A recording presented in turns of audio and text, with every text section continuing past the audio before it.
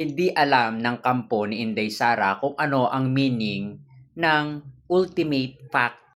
Ang depensa ng kampo ni Inday Sara ay failed to constitute ultimate fact. Hindi lamang mali, kung hindi ito'y maling-mali sa paggamit ng batas para iligaw, ilihis sa issue ang dapat ay kanyang pananagutan. Sa ilalim ng impeachment, hindi teknikalidad ang tunay na laban, kung hindi katotohanan, ebidensya, at sa kasong ito, malinaw pa sa sikat ng buwan.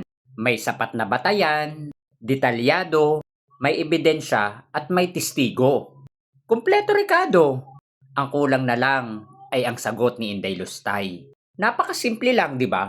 Ang ultimate fact ay ang pinakapundamental na detalye ng isang aligasyon. Yung mga sagot sa mga basic questions. Sino ang gumawa? Ano ang ginawa? Kailan ginawa?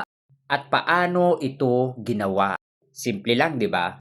Pero bakit hindi masagot ng kampo ni Inday Lustay? Bagkus ang ginagawa nila, gumagawa sila ng mga ingay para mawala yung issue sa kanila. Kumbaga, biglang liko. Iniiba nila ang usapan. Nililigaw ang tao. Nililigaw yung mga tanong. Ang nangyayari pag sila ay tinanong, tanong din ang sagot. Which is hindi ito akma. Kung gusto nyong matapos ang usaping impeachment, bakit hindi nyo na lang sabihin ang totoo kung talagang walang mali? Patunay lang yan na may mali. The reason kung bakit hanggang ngayon hindi nyo masagot ng direkta. Ito ay tanong sa mga DDS. Kung ikaw na DDS ka ay tumatayo ka bilang tagapagtanggol ni Sara, bakit hindi mo na lang ito sagutin? Personal attack lagi ang inyong atakehan. Sa tingin nyo, anong dulot niyan kay Sara? Di ba nga? Kung ikaw ay tumatayo bilang isang tagapagtanggol, dapat magaling ka. Dapat may ganto ka. Kasi kung wala, hindi ka bagay na tagapagtanggol. Uulit-ulitin ko sa inyo mga DDS, ang squatter po ay lugar, hindi po ugali.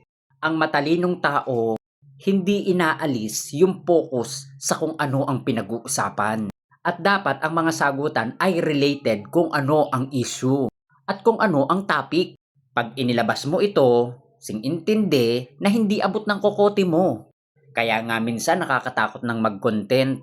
Sa init pa naman ng panahon, baka biglang may bumulagta na lang na DDS, na high blood, ganon.